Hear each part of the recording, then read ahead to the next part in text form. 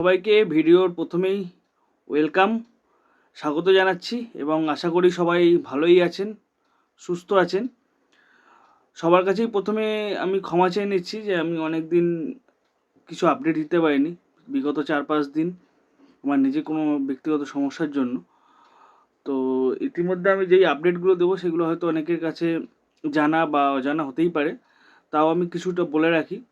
Indian football বা east বেঙ্গলের দল গঠন বা ট্রান্সফার নিয়ে তা হয়তো অনেকের কাছে এটা পূর্ণ হয়ে যেতে পারে, তাও আমি বলে রাখছি, যদি যারা জানেন না অন্তত তাদের জানতে সুবিধা হবে, তার জন্য এই ভিডিওটা করা। তো যারা প্রথম চ্যানেলে আছেন, চ্যানেলে নতুন, তারা অবশ্যই চ্যানেলটাকে সাবস্ক্রাইব করে দেবেন নতুন ভিডিওর জন্য। আমার চ্যানেলের নাম তুষার কুণ্ডু। তো চলুন শুরু করা যাক মেন টপিকে। প্রথম হচ্ছে ইস্ট বেঙ্গলের আপডেট। ইস্ট বেঙ্গলের কোচ হাবাস অলরেডি সাইন করে ফেলেছে চুক্তিপত্রে। 11 থেকে 12 জুলাই চলে আসবে কলকাতা শহরে, শোনা যাচ্ছে। 12 জুলাই থেকে যতদূর সম্ভব ইস্ট বেঙ্গলের মেন টিমের প্র্যাকটিস শুরু হয়ে যাবে। ডুরান্ড কাপের জন্য প্রস্তুতি শুরু হয়ে যাবে হাবাসের তত্ত্বাবধানে। হাবাস হয়তো 11-12 তারিখে চলে এসে 13-14 তারিখ থেকে প্র্যাকটিস শুরু করে দেবে, এই হচ্ছে খবর। হাবাস বিগত 4 জুলাই মানে কালকে, মানে গতকাল বিকালবেলা সাইন করে দিয়েছে অলরেডি। এটা ছিল ইস্ট বেঙ্গল কোচ হাবাসের আপডেট। হাবাসের তত্ত্বাবধানে টিম হচ্ছে, সেক্ষেত্রে বিভিন্ন নাম ঘোরাফেরা করছে ইস্ট বেঙ্গলের, বিশেষ করে স্ট্রাইকার পজিশানে বা ফরেনার পজিশানে।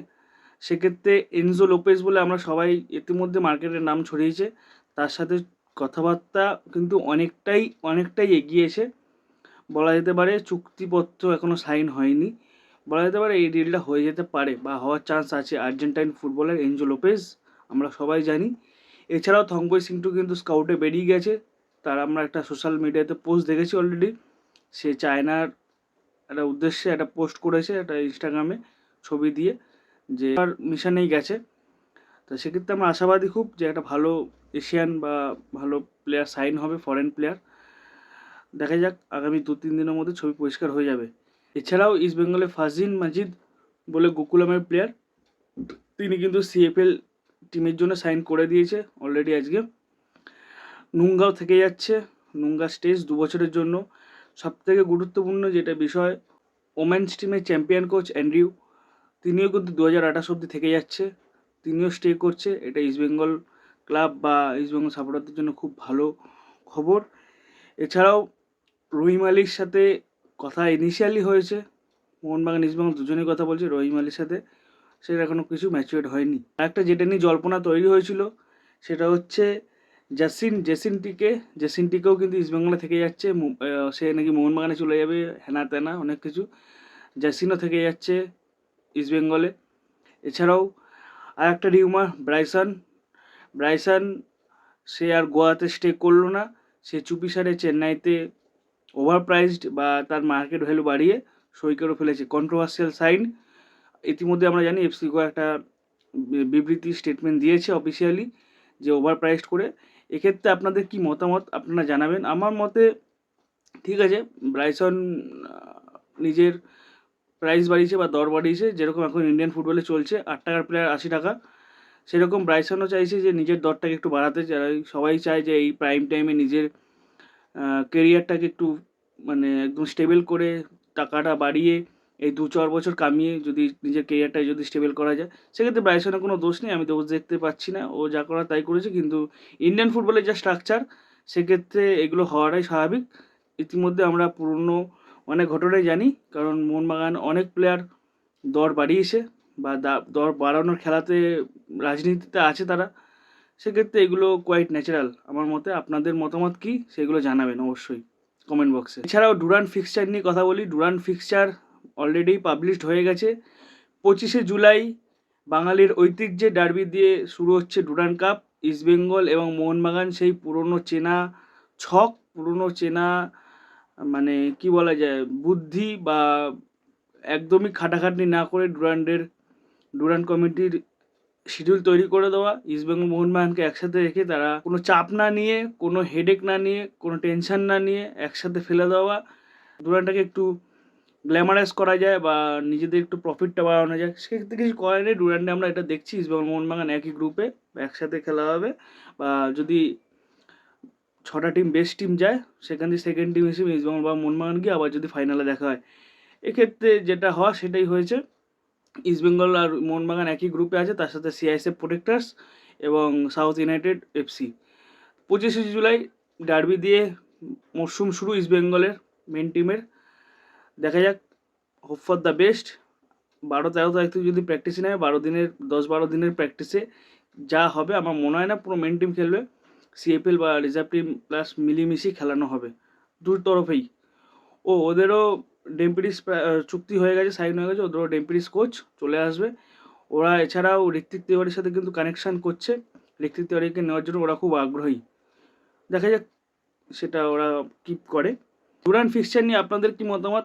আপনাদের ভ্যালুয়েবল কমেন্ট অবশ্যই কমেন্ট বক্সে জানান, এবং কি করলে ভালো হয় ডুরান্ড কমিটির সেটাও আপনারা কমেন্ট করে জানাবেন অবশ্যই। এছাড়াও ইস্টবেঙ্গল মেম্বারশিপ কার্ড যাদের রয়েছে, একটা গুরুত্বপূর্ণ খবর বলি। ইস্টবেঙ্গল মেম্বারশিপ কার্ড যাদের রয়েছে, সেই কার্ড 2026-27 অর্থবর্ষের ফিনান্সিয়াল ইয়ারের কার্ড রিনিউয়াল করার ডেট বা স্টেটমেন্ট অলরেডি ক্লাব দিয়ে দিয়েছে। দুপুর 2টো থেকে 7টা হলিডেজ ছাড়া, এক্সেপশনাল হলিডেজ বাদে সোম থেকে শনি প্রতিদিন কার্ড রিনিউয়াল করতে পারবেন আপনারা। যাদের কার্ড আছে, মেম্বারশিপ কার্ড আছে, তারা অবশ্যই ক্লাবে গিয়ে ক্লাব কাউন্টার থেকে কার্ডটা রিনিউয়াল করে নতুন কার্ডটা নিয়ে নেবেন। এই ছিল মোটামুটি ইস্টবেঙ্গল বা বিভিন্ন ট্রান্সফার আপডেট। এবার একটু কথা বলি এআইএফএফ বা ফেডারেশনের ব্যাপারে। এআইএফএফের সাথে আবার চুক্তিপত্র, মানে কন্ট্রাক্ট এগ্রিমেন্ট হয়েও হলো না, বা হচ্ছে না যাকে বলা যায়, ক্লাব জোটের সাথে আবার এআইএফএফের সংঘাত চলে এসছে। তিনটি কারণে চুক্তি এখনও পর্যন্ত ডিলে।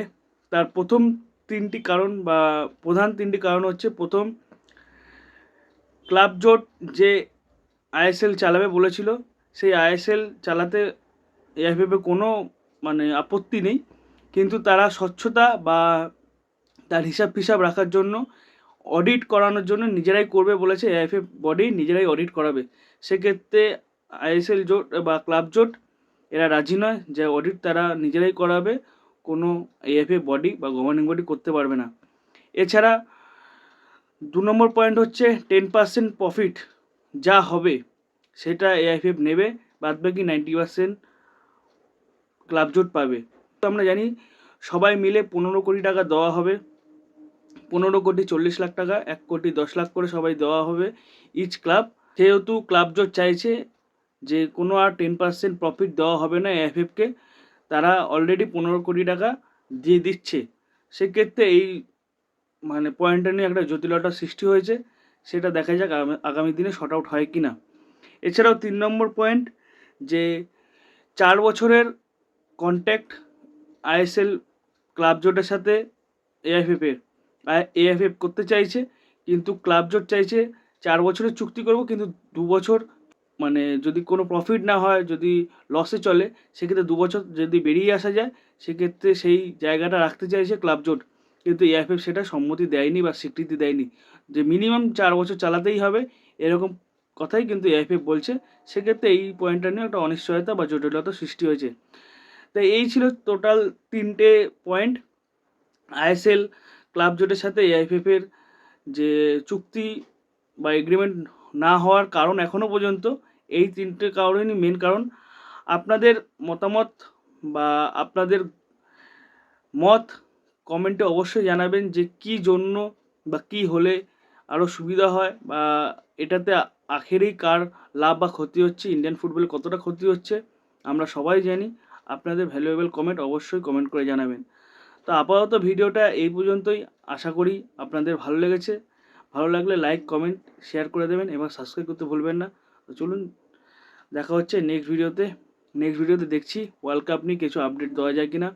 একদম আমি সময় পাচ্ছি না আমার নিজের ব্যক্তিগত কিছু কারণের জন্য। সবার কাছে আবার ক্ষমা প্রার্থী। দেখা হচ্ছে, টাটা, নেক্সট ভিডিওতে।